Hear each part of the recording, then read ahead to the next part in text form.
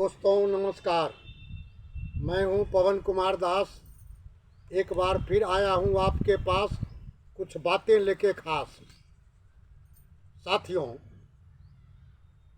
सबसे पहले मैं आप लोगों को अपने चैनल खटाखट से सभी दर्शकों का हार्दिक स्वागत करता हूं तथा ये प्रार्थना करता हूं कि मेरे वीडियो को शुरू से अंत तक देखेंगे तभी ये कुछ समझ में आएगी बात को। और खटाखट इसको लाइक भी कर देंगे, फटाफट सब्सक्राइब करेंगे तथा चटाचट घन बेल आइकन को भी दबाएंगे।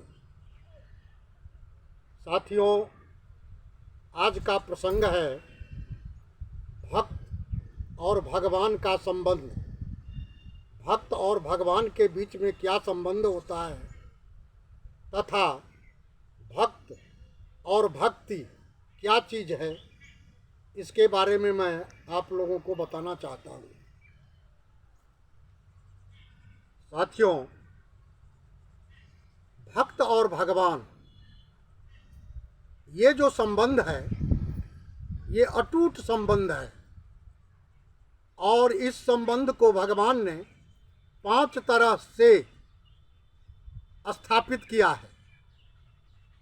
5 प्रकार के भक्त भगवान के साथ संबंध स्थापित कर सकता है। सबसे पहला है निष्क्रिय रूप में, दूसरा सक्रिय रूप में, तीसरा वात्सल्य रूप में यानी माता पिता के रूप में, चौथा साख्य रूप में यानी कि मित्र रूप में तथा पांचवा दाम्पत्य रूप में यानी पति पत्नी के रूप में।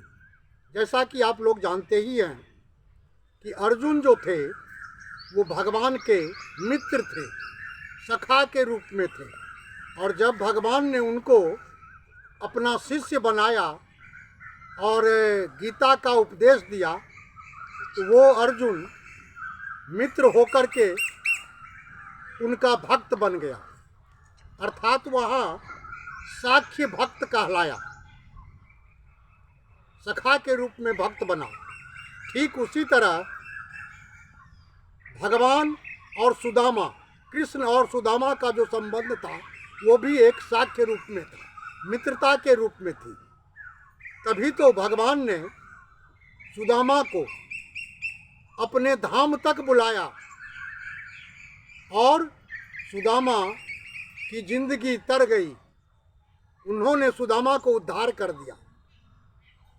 उसी प्रकार हम और आप जितने भी प्राणी हैं वात्सल्य रूप में भगवान से संबंध स्थापित करते हैं। जैसे त्वमेव माता च पिता त्वमेव, त्वमेव बंधुश्च सखा त्वमेव, यानी ये कहते हैं कि आप ही हमारे माता हैं, आप ही हमारे पिता हैं। यानी इसका तो साफ अर्थ है कि आप यदि माता पिता हैं तो हम आपके बाल बच्चे हैं, हम आपके संतान हैं। तो ये हुआ वात्सल्य प्रेम, वात्सल्य संबंध। उसी प्रकार पति और पत्नी दाम्पत्य, जिस प्रकार से मीराबाई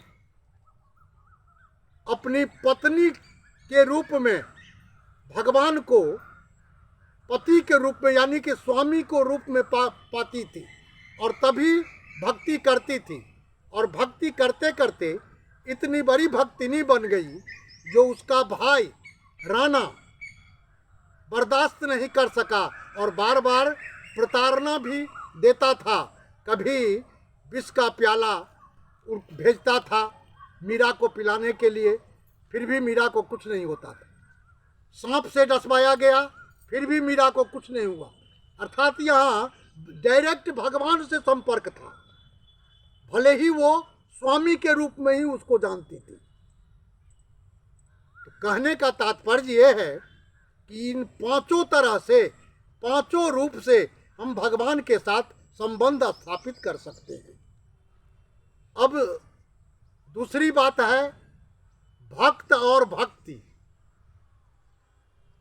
तो इस संसार में सारे प्रभु के भक्त ही है, तो क्या सबको प्रभु की भक्ति भी मिल जाती है? ऐसा कदापि नहीं हो सकता, क्योंकि भक्त और भक्ति में बहुत सारा फर्क है।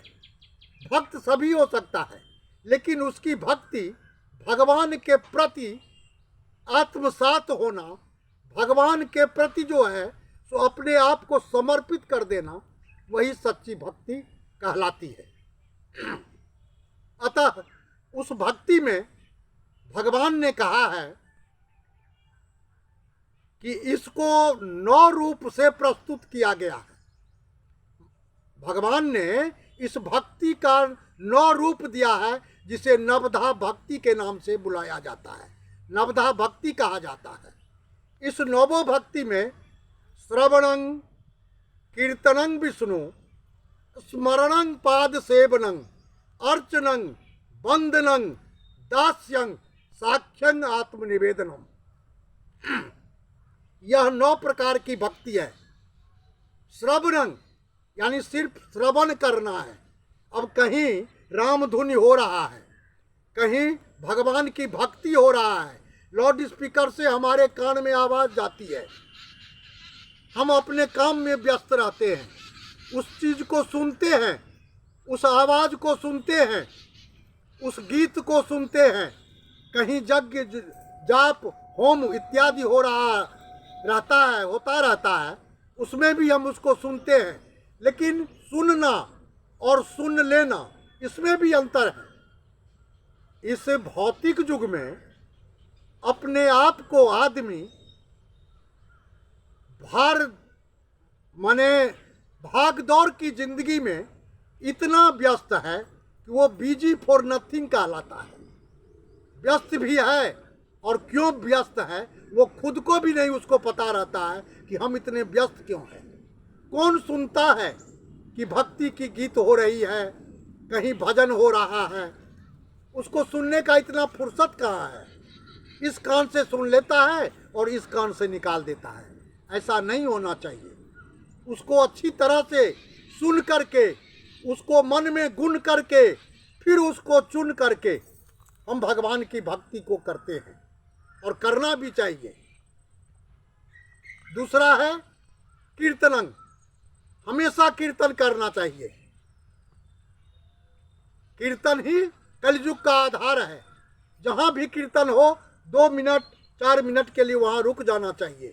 ऐसा नहीं कि हम जा रहे हैं, कीर्तन करने वाला कर रहा है, हम सुन रहे हैं, हमको क्या मतलब है। वो भक्ति नहीं कहलाता।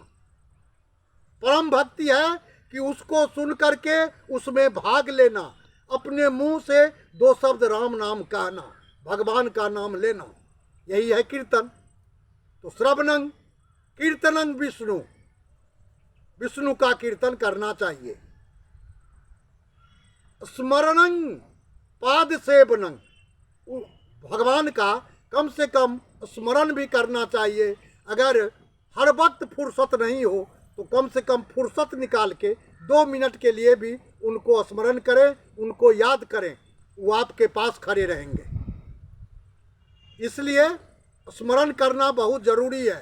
कहा भी गया है कि जब तक है जिंदगी फुर्सत नहीं है काम से, कुछ समय ऐसा निकालो प्रेम कर लो राम से।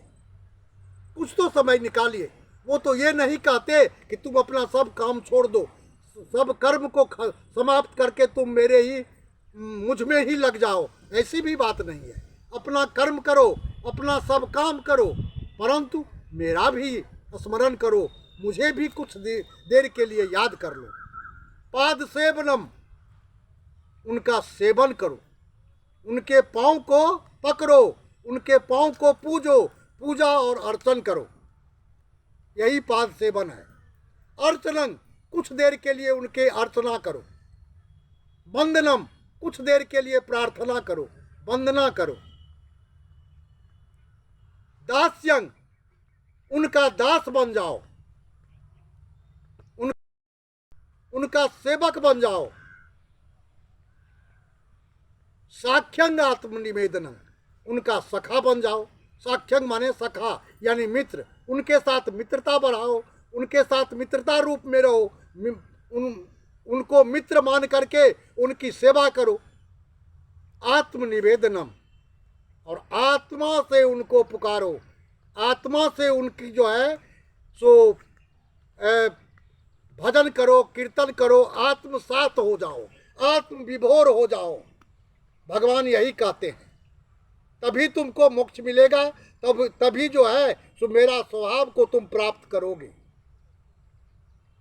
इसलिए मैं भक्तों से, तमाम दर्शकों से यही कहना चाहता हूँ कि इन नवधा भक्ति पर ध्यान दे करके कम से कम भगवान का स्मरण और कीर्तन करते रहो। इसीलिए भगवान ने कहा है कि इन चारों युगों में जितने सारे विधान हैं भक्ति का, उसमें बहुत कठिन कठिन विधान सब हैं। उस कठिन विधान को आने वाला युग यानी कलयुग में बहुत आदमी को पार नहीं लगेगा, बहुत आदमी इससे मुकर जाएगा, बहुत आदमी को इसमें कठिनाई होगी। इसलिए कलयुग में केवल सबसे साधारण मार्ग, सबसे आसान रास्ता भगवान ने निकाला है कि स्मरणम और कीर्तनम। ये तो कर सकते हैं, कम से कम स्मरण तो कर सकते हैं, उनको कीर्तन तो कर सकते हैं। इसलिए कहा भी गया है कि हरेर नाम हरेर नाम केवलम कलौश्च नास्त्येव नास्त्येव नास्त्येव गतिरन्यथा। यानी कलयुग में केवल हरि का नाम ही सर्वोपरि है, उनका केवल नाम लेते रहो, तभी तुम्हारी गति सद्गति होगी, अन्यथा दूसरा कोई रास्ता नहीं है, कोई रास्ता नहीं है, कोई रास्ता नहीं है। अतः हमें भगवान का नाम निश्चित रूप से लेना ही चाहिए। यही मोक्ष का एक रास्ता है और यही भगवान के धाम को जाने का यही मात्र एक रास्ता है, सबसे आसान रास्ता भगवान ने हमें दिए हैं, तो इसको पालन करेंगे। क्योंकि उनके नियम से यदि हम नहीं चलते हैं, तो विपरीत रास्ता यदि हम अपनाते हैं, तो हमें डेग डेग पर, पद पद पर जो है सो कष्ट का सामना करना पड़ता है। और कौन जाने कि इन 84 लाख योनियों में हमारी आत्मा भटकती ही रहेगी, तब कोई फायदा नहीं हुआ भक्ति और भक्त बनने का, भक्ति करने का। इसलिए उस भक्ति के मार्ग में चाहे अनेकों बाधाएं हों, अनेकों कठिनाई का सामना करना पड़े, उसको सामना करते हुए हमें निश्चित रूप से परम भक्त बन करके अपनी भक्ति को दिखाना चाहिए। यही भक्त और भगवान में अंतर है। भगवान से अर्जुन ने एक बार प्रश्न किया,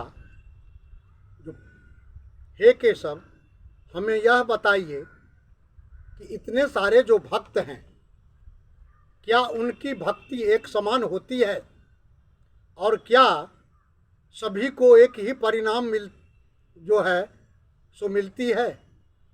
इस पर प्रभु ने कहा कि चतुर्विद्या भजन्ते मां, चतुर्विद्या भजन्ते मां स्वीकृतो अर्जुन आर्तो जिज्ञासु अर्थार्थी सौ चौ भर्थर्षभम। कहने का मतलब है कि चतुर्विद्या भजन्ति मां जनाः सुकृतो अर्जुन आर्त्रो जिज्ञासु अर्थार्थी सौ एव भर्थर्षभम। हे भरत श्रेष्ठ, हे अर्जुन, मुझे 4 प्रकार के व्यक्ति ही सेवा करते हैं और मेरी भक्ति करते हैं। उन चारों प्रकार में सबसे पहला है कि आर्तो, आर्तो का अर्थ है जो बहुत आर्त है, बहुत दुखियारी है, बहुत दुखी है, निर्बल है, निसहाय है, वो आर्त है, वो भगवान की सेवा में जाता है। अपने दुखों को लेकर के जो हम सुखी कैसे हो जाए। जिज्ञासु, कुछ जिज्ञासु आदमी होते हैं जो भगवान के प्रति जिज्ञासा उनकी जागती है, चलो हम भी कभी भगवान की सेवा में लग जाए, ऐसा जिज्ञासा उनको होता है, तभी वो हमारी सेवा में आते हैं। तीसरा है अर्थार्थी। कुछ भक्त ऐसे भी हैं जो धन और संपत्ति के लिए हमारी सेवा करते हैं। और चौथा है ज्ञानी। ज्ञानी चौ भरथर श्रवम, माने ज्ञानी पुरुष, जिसको ये ज्ञान है कि नहीं ईश्वर नियंता है, ईश्वर परम सत्य है, जिसको ये ज्ञान हो जाता है वही ज्ञानी कहलाता है, और वो आदमी जो है सो हमारी सेवा में रहता है। बाकी कोई भक्त नहीं है और न कोई भक्ति करता है। 4 प्रकार का आदमी भक्ति करता है, परंतु हे अर्जुन, यह चारों प्रकार की भक्ति वांछनीय नहीं है, यह अशुद्ध भक्ति है। इसीलिए अशुद्ध भक्ति है कि उनके पीछे अपनी महत्वाकांक्षा को पूरा करने के लिए वो भक्ति करते हैं, कुछ पाने की लालसा के लिए भक्ति करते हैं। कोई ऐसे हैं कहते हैं कि हे भगवान, हमें यदि परीक्षा में सफल कर देंगे तो हम इतना का लड्डू चढ़ाएंगे। कोई कहता है कि हे ईश्वर, यदि हमें संतान देंगे तो हम भगवान आपका पूजा करेंगे। कोई कहता है कि हे प्रभु, यदि हम इतना धनवान हो जाएंगे तो करोड़ों का मंदिर बना देंगे। यानी सबके पीछे स्वार्थ है, अपनी अपनी महत्वाकांक्षाएं हैं, और इस तरह अपनी महत्वाकांक्षा को लेकर के यदि कोई भक्त हमारी भक्ति करता है तो उसे हम अशुद्ध भक्ति की संज्ञा देते हैं। वो पूर्ण भक्ति नहीं है, अशुद्ध भक्ति है।